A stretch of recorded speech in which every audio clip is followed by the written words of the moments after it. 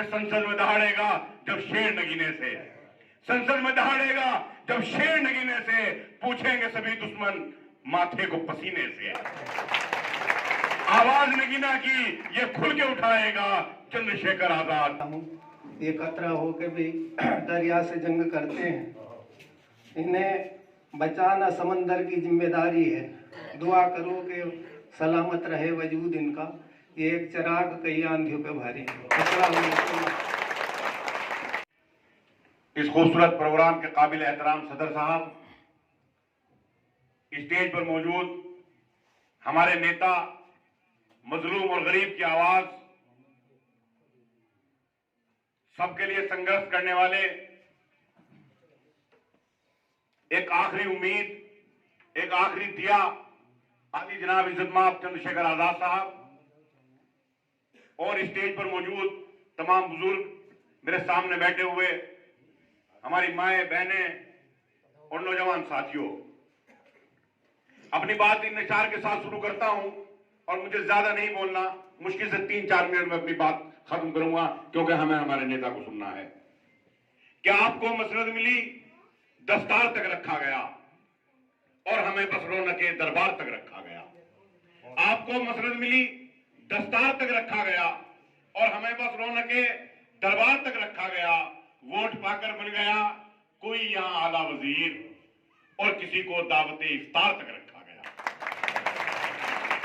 शेर मैंने इसलिए पढ़े, 4 मेरे मिसरे मैंने इसलिए कहे कि दोस्तों, इस मुल्क के आजाद होने के बाद 70 साल की तारीख उठाकर देखिए, 70 साल का इतिहास उठा करके देखिए। कोई दाढ़ी टोपी लगा करके आया, किसी ने कोई नारा दिया, किसी ने कोई नारा दिया, और हमारा इस्तेसाल होता रहा, हमारा उत्पीड़न होता रहा, हम तमाम लोगों को वोट देते रहे। मैं तफसील में नहीं जाना चाहता। कोई हिंदुस्तान की पार्टी ऐसी नहीं है, सेकुलर पार्टी, जो अपने आप को कहती है कि जिसे मुसलमानों ने वोट ना दिया हो। लेकिन उन्हें बदले में क्या मिला? उन्हें बदले में मिली बेरोजगारी, उन्हें बदले में मिली नफरत, उन्हें बदले में मिला कि उनके लिए सारी आवाजें खामोश हो जाएं।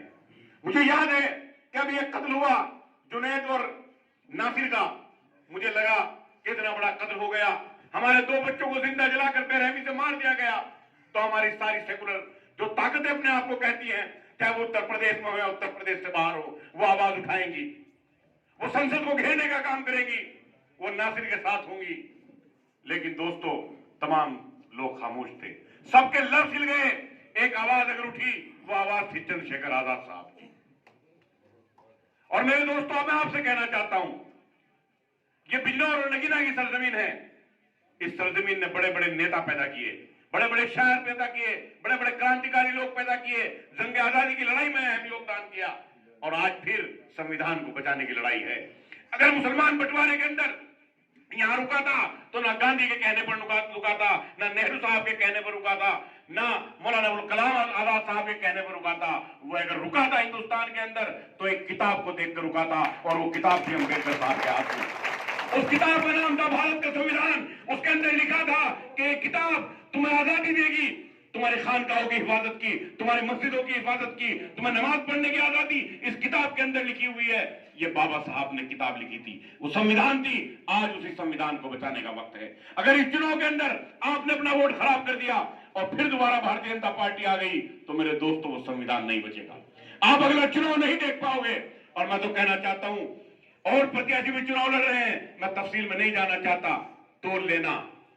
अगर उनके अंदर ये दम हो कि वो मोदी की आंख से आंख मिलाकर बात करने का उनके अंदर दम हो, तो वोट उन्हें दे देना, नहीं तो अपना वोट खराब मत करना मेरे दोस्तों। ये इलेक्शन साफ हो चुका है। अभी कोई गठबंधन की बात कर रहा था, मैंने कहा हमारा गठबंधन जनता के साथ है। वोट हमारा, वोट हम डालेंगे, सर हमारे गिने जाएंगे, और सौदेबाजी लखनऊ और दिल्ली में बैठे हुए लोग करेंगे। ये नहीं हो सकता। वोट हमारा है, हमारा अधिकार है कि हमें किसे वोट देना है। और मेरे दोस्तों, सबको तकलीफ इस बात की है कि अगर चंद्रशेखर आजाद साहब यहां से सांसद बन गए, ये अगर संसद में चले गए, तो उसके बाद ये उत्तर प्रदेश के अगले मुख्यमंत्री होंगे। आपको बताना चाहता हूं मेरे दोस्तों, ये छोटी बात नहीं है। ये आप एक सांसद भी बना रहे हैं, आप एक मुख्यमंत्री बना रहे हैं, और जो संविधान के अंदर लिखा हुआ है, तो मेरे दोस्तों, ये रास्ता दिल्ली की प्रधानमंत्री की कुर्सी तक जाता है। तो इसलिए मैं कहता हूं, आपके ये वोट आप नहीं डालेंगे, आप केतली का बटन नहीं दबाएंगे, आप अपनी नस्लों का मुस्तकबिल संवारेंगे। अगर आपने गलती कर दी, ये सैकड़ों साल तक हमें नुकसान का सामना होगा। मेरे दोस्तों, मैं सिर्फ इतना ही कह सकता हूं। आखिर में मैंने गाना में भी लिखा था कि संसद में दहाड़ेगा जब शेर नगीने से, संसद में दहाड़ेगा जब शेर नगीने से, पूछेंगे सभी दुश्मन माथे को पसीने से। आवाज नगीना की ये खुल के उठाएगा, चंद्रशेखर आजाद अब संसद में जाएगा, संसद में जाएगा। और जाते हैं हमारे बाद में आते हैं, बाद ऐसा नेता होता आते ही नहीं लौट के, जो जीत गया जीत गया। मैं चंद्रशेखर के लिए एक शेर अर्ज कर रहा हूँ। जब हवा चलती है तो पौधे झूम जाते हैं, जब हवा चलती है तो पौधे झूम जाते हैं, और जब नए दोस्त मिलते हैं तो पुराने भूल जाते हैं। बहुत बहुत धन्यवाद कादिर साहब। अब मैं अपने बुजुर्ग मोहम्मद समाजवादी का थाक रहे मुसलमान है ना। अब बेटिया ना है का रहने वाला है, ना है का सहने वाला है, ना कोई उसे जानता है। कौन है? जज साहब। कोई कार्यकर्ता उस जज को जानता है? कोई कार्यकर्ता बतावे उस जज को जानता है? जो मुलायम सिंह के लड़के ने नगीना विधानसभा में भेजा, किसी कार्यकर्ता ने कोई मशवरा नहीं करा, और 3 महीने से 6 महीने से चंद्रशेखर से मशवरा करके और चंद्रशेखर को धोखा दे दिया। एक सीट 80 सीट में से एक सीट चंद्रशेखर ने मांगी थी। क्या मुलायम सिंह का लड़का 80 सीट जीत लेगा? हैं? एक सीट भिखारी के रूप में मांग रहे थे हम लोग कि एक सीट चंद्रशेखर को दे दो। क्या 80 सीटों पर चुनाव लड़ेगा? मुसलमान बिकावा है इसका। बस जज को भेज दिया कि जाओ समाजवादी का और तुम्हें मिल जाएगा, और बस अपना था के बक्सा थाम लिया वहां और यहाँ भेज दिया। मुसलमान को खराब कर दिया अखिलेश यादव ने। कहाँ है तुम्हारा आजम खां? एक बार भी आजम खां कोई पास नहीं गया, कोई आंदोलन करा, जेल गया? श्रीपाल रामगोपाल बस वहीं अपने कमरे में कूद रहे और खेल रहे, मौज उड़ा रहे, समझे नहीं? और मुसलमान का नाम ले रखा कि मुसलमान मुझे वोट देगा। ये 5 विधानसभा थी, इन 5 विधानसभाओं में लौंडिया ले रही क्या? कोई आदमी नहीं था उसको इसकी जोड़ का जो जज भेजा है। हाँ, अरे कौन जज है? कितने कितने मंत्री बना के भेज दिए, कितने एमएलए बना के भेज दिए हमने। कोई नगीने के लिए कुछ लाया? एक सूत की फैक्ट्री पड़ी है 50 साल से बंद हुई नगीने में, है? उसके लिए तो 1 रुपया लाया नहीं आज तक। और मुलायम सिंह साहब आते थे और बुनकरों का नाम लेते थे कि बुनकरों मैं तुम्हें इस फैक्ट्री को चला के दूंगा। आज तक वो नगीने की फैक्ट्री बंद पड़ी है। भाई मुसलमान को अखिलेश यादव खराब न करे, मुसलमान की मर्जी है। नगीना विधानसभा और नजीबाबाद विधानसभा, धामपुर, ये 5 विधानसभा आती है। उसका एक मेंबर बनाना है हमें, उसे एक मेंबर बनाना है हमें। हमें क्यों खराब कर रहे हैं बार बार मुसलमान का नाम लेके? अरे कोई मुसलमान का कोई वो है क्या? अखिलेश यादव जी हिंदू है, और भी हिंदू है। अरे भाई समाजवादी को कोई वो है क्या चैन?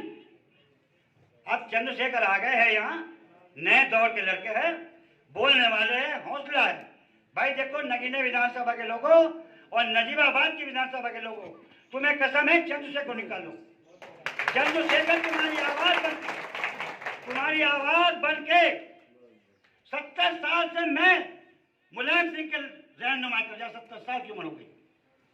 बताओ हमने कहीं मुलायम सिंह से सिवा कहीं वोट दिया आज तक? नहीं देते। हम मर्जी हमारी जोड़ का आदमी आ गया, संसद में बोलने वाला आ गया, आवाज को उठाने वाला आ गया, हर जगह जाता है। बताओ कहाँ नहीं गया चंद्रशेखर? गली गली कुछो कुछो खलियानों से गुजर रहा है, रात दिन इसके पैर सूझ गए हैं। और वो जज भेज दिया। अरे वहीं बैठा बैठा वो ले ले, दिखे वाला क्या जीतेगा आपके जज? हम भी यही हैं।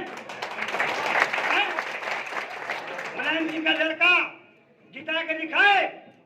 हम जब जाने नगीना विधानसभा पे मैं यहाँ से कह जाऊं, रुपये लगा दो नाक पे, करो। अरे कोई गिरवी है क्या हम हैं? 50 साल हो गए हमें, कोई लगता है नहीं। खून की मील से गोपालपुर तक सड़क जज्जत हो रही, पहले गेट से दूसरे गेट में क्या नहीं चल रात में हैं? बताओ किसने कुछ करा है तक? चंद्रशेखर आ गया है, मेहनत कर लिया, जमीनी लड़ाई लड़ लिया है, गली कुचियों में घूम लिया है, घर घर जा लिया है, भैया अपना दांत फैला के वोट मांग लिया। इंशाल्लाह कामयाब होगा, कामयाब होगा। आज खोलो, मुसलमानों बदल दो विधानसभा के लोगों बदल दो।